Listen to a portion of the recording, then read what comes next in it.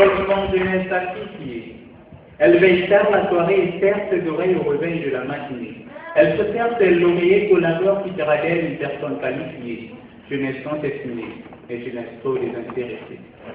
Les jeunes rêvent de réussir et devant l'effort les voilà fuir. Ils aspirent à être des grands directeurs, du banc de l'école ils sont déserteurs. Ils veulent une utilité visible et tranquille, pourtant se livrent à la direction juvénile. Ils veulent toute chose de leur contraire, le beurre et l'argent du beurre.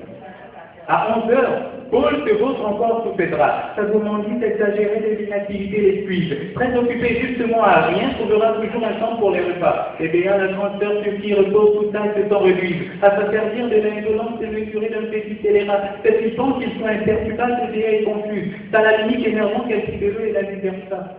Petit que les jeunes vivent la vie à tort et la punition.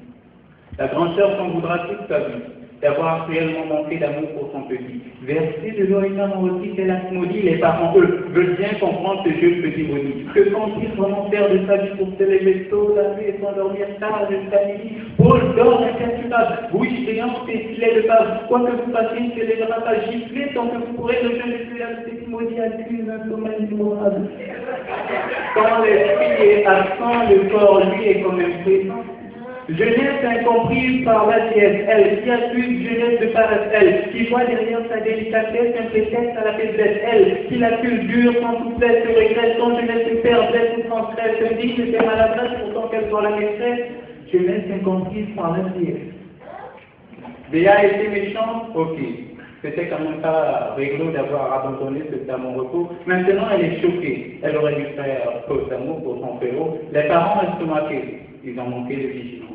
Pourtant, garder l'œil ouvert ne demandait pas trop d'intelligence. Le petit maudit ne se lèvera pas cette fois-ci.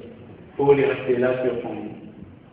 Un soleil anatil la matinée porte toutes ses couleurs en Orient. Un autre a décidé la soirée en semblantant le ciel en Occident. Nous observons une minute de silence. Au jeune Paul, se pose en paix.